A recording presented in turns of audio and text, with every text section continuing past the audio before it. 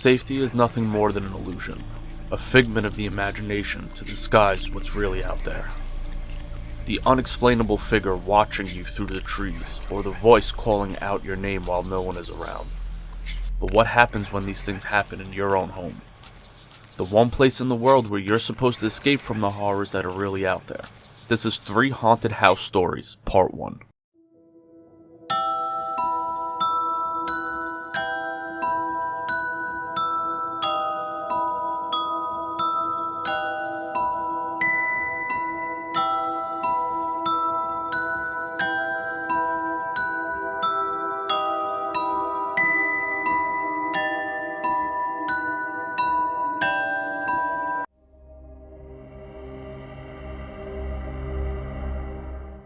Okay, let me start off by saying I don't believe I'm psychic. I don't believe I'm gifted in any sort of way. I don't want to spend too much time going into backstory as this email will be 20 pages long, but I do live in a house that is extremely haunted. By what? I don't know, but it's oppressive, it's dark, and it really lets you know you aren't alone. One night I get this feeling, strong depression, insecurity, and worthlessness, and unfortunately it was extremely hard for me to shake. During this time I separated myself from my wife. I didn't want to fight with her. I didn't want to take it out on her, but hearing this voice in my head, I never felt so low. My wife went into our office to take care of things on the computer, and that's when it happened. I had a vision. I seen my wife laying in a pool of her own blood, unalived herself with a sharp object in her wrist.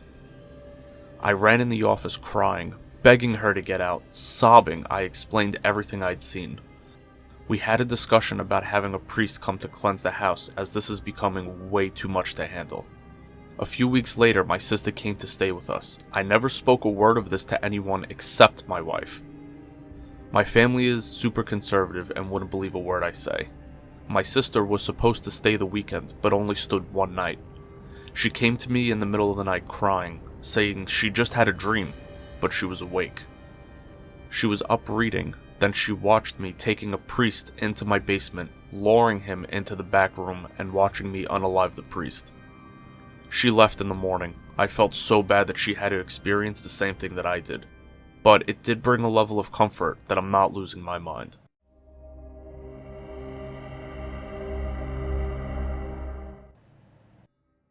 A few years back, my wife and I found a deserted hiking trail. This place was well hidden, rich haunted backstory, and at the end of this 3-mile trail is a secluded beach littered with abandoned buildings, boats, and so many other cool things.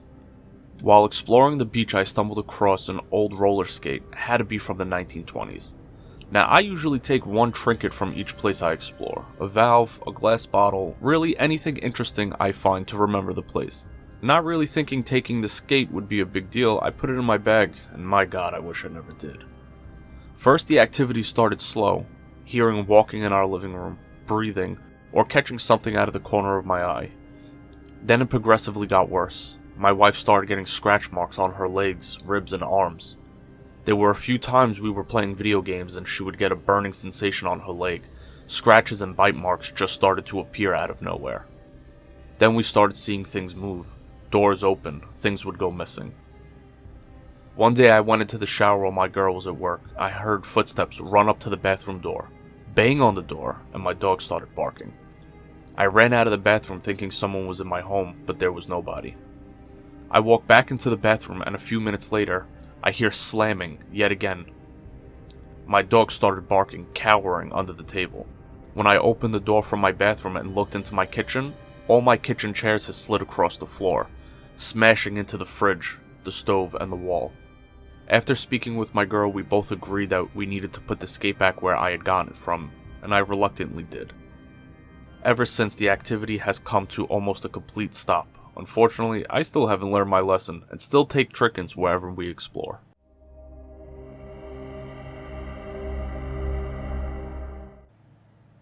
I'm a creature of habit. Trying new things and going to new places isn't really for me. So once my family told me we were moving, you could imagine my level of enthusiasm. I do have to say, the fact that the new house was absolutely beautiful with a pool made the transition a bit easier. Living with my overworked mother and my absent stepfather means I've been able to enjoy the indoor pool basically all day on my own. The first few weeks went by with little to no problems, until one night around 2 a.m. I decided to jump in the pool. I jumped in and had my head underwater when I felt something brush up against my hip. I popped my head out of the water but didn't see anything. I thought maybe it was my hair or even the movement of the water. I must have stayed in the pool for another 20-ish minutes, but felt slightly uneasy, so I left. A week or so went by.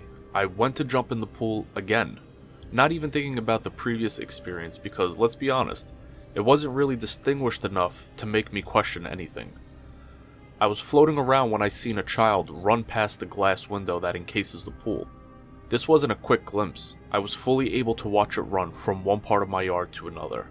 Now my heart is pounding. I was the only one home, so unfortunately I had no choice but to see what the hell was going on. I checked the entire yard and the side of the house, but I couldn't find any signs of a child. A few weeks went by, spending hours in the pool with no creepy kids. I thought maybe it was over until one night, a friend of mine came by. We jumped in the pool and were having a good time. I got out to grab us some food, and that's when I heard Charles screaming. I ran back to the pool to see him scrambling out. He explained how he'd just seen a pale child watching him from behind the table, open its mouth as if it was screaming, then sort of just disappeared. I grabbed our towels, went to walk out of the pool room, and when I turned around to shut the light, I seen this thing in our pool. Only its eyes and forehead were out of the water. I froze in panic as it started to move in my direction. One thing that stuck with me, I couldn't see a body underwater. I only seen what was coming out of the water.